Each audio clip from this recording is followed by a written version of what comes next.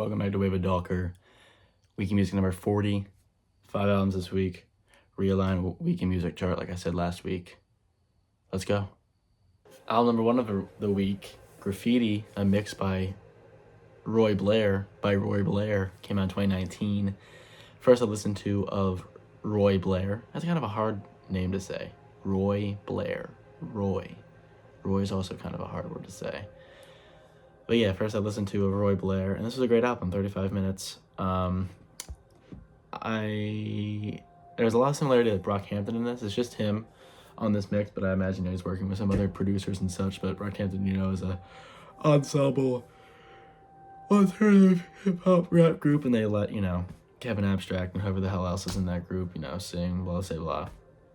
But it was primarily just him, and there was also some other female vocals, but the sound was very similar. I was like, that's curious. And apparently Roy Blair was a part of Brockhampton at one point, involved in an extended way. Like, I don't think he was like a full-on member, but he was involved at a point, and that makes total sense. There's definitely a lot of Brockhampton vibes on this project.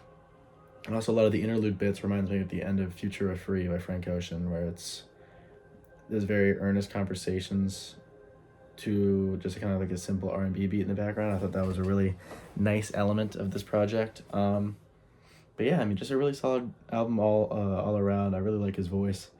I like his production style, kind of like breakcore-y sort of stuff. Like it's just Brockhampton. Like it just has that really funky, upbeat, alternative rap, R&B kind of mixing to it with his voice. I thought it just really worked quite well. And a score to match with the aligned Week in Music rating scale. I'm going to go 79 hot dogs out of 100 for Graffiti, a mix by Roy Blair. On to the next album. Album number 2 of the week, Joni Yano and the Heavy Loop by Joni Yano. Came out in 2024. I actually saw Joni Yano open for Clairo in summer of 22 when I saw Clairo live. He's fantastic. I've followed along with him since seeing him in concert then. Him and Clara are really good friends, and she's actually featured on a track on this album called Snowpath, and that track is fantastic. Honestly, outside of Charm, this is probably my album of the year. I'm not gonna lie. He just does such wonderful things with composition. A very similar artist to Clairo in that regard, while his is a lot heavy on the instrumentals and just kind of like the rawness of it, I'd say. I just think he is such a wonderful artist. A single from this, Concentrate, was released months, weeks or months prior to this. And that track is really, really great. Overall, just a really, really solid project. The final track, the Heavy Loop, is like 25 minutes long, and it is awesome. It's such a perfect fall album. Like, it just has that kind of, like, it just has an I don't know, oakiness to it. Like, it just has that very earthy feel to it. Like the clarinet, there's some like saxophone on this. His voice is so like gentle, and it just like flows right over the composition. It is wonderful. I'm such a big fan of Joni Yano.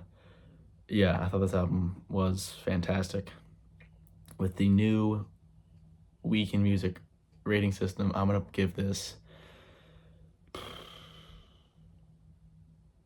an 88 hot dogs out of 100 for Joni Yano and the Heavy Loop. Just a wonderful piece of music overall. Just a wonderful collection. Really, really great. On to the next album.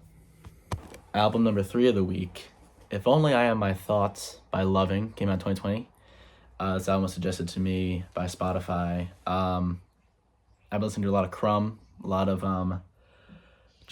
that sort of genre where it's like that dream poppy, spacey, indie, that kind of sphere. I just like that kind of music in general. So this album was suggested to me. Super great, 33 minutes, very concise, very poignant. Like I said, like it's that very like dream poppy, soundscapey. I don't know. It just really gets you in a spot. I feel like I always say that, but like it kind of just creates escape where you're just kind of floating throughout. And you're just getting, I don't know, like a really nice mix of instruments here, like some the guitar, drums, some strings as well. Just really, really solid overall. I really dug it. I mean, I'd say they're dream pop. I feel like that's fair, I guess. But yeah, I mean, I really enjoyed it. It was a good album. I'm gonna go 76 hot dogs out of 100 for If I Am Only My Thoughts by Loving. On to the next album.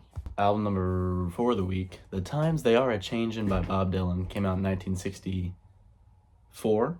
This is the second Bob Dylan album I've listened to, besides the Freewheelin' Bob Dylan, which I listened to a few months ago. No super noticeable general sound / production differences in this album. The overall same kind of feel. Bob Dylan is just such a wonderful storyteller, and I might be saying verbatim what I said in the first review, but it feels as if, like, I'm gathered around a campfire, gathered around, at a family event, and Bob Dylan just whips out his guitar and his harmonica.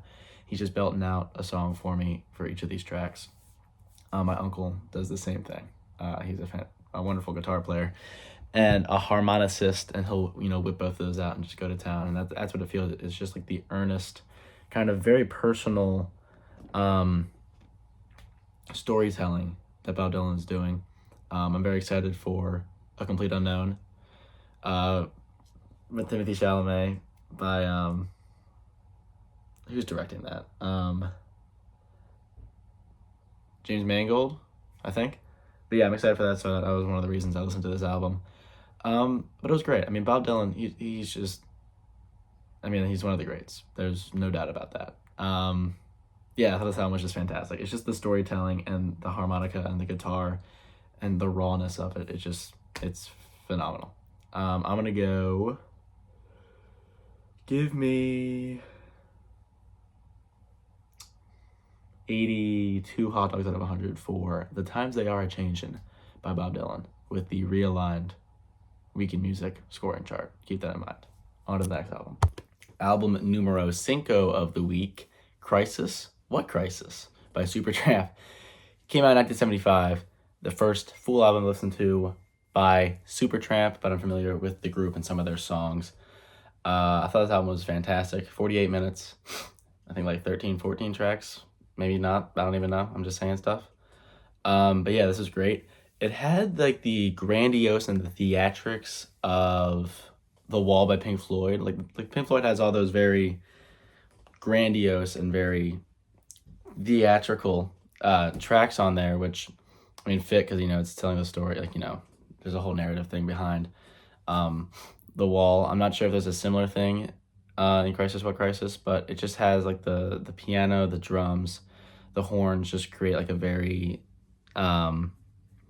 stage play theater feel to it, which I really enjoyed. I thought it was really neat. Yeah, overall, it's a really great project, and I enjoyed it, and it's really hot in my room. But yeah, I'm gonna go 80 hot dogs out of 100 for Crisis. What Crisis? By Supertramp. On to the guy. And now I'm back. Hope you guys enjoyed this video. Leave a comment, leave a like, leave a subscription. I'll see you guys in the next one. Peace out.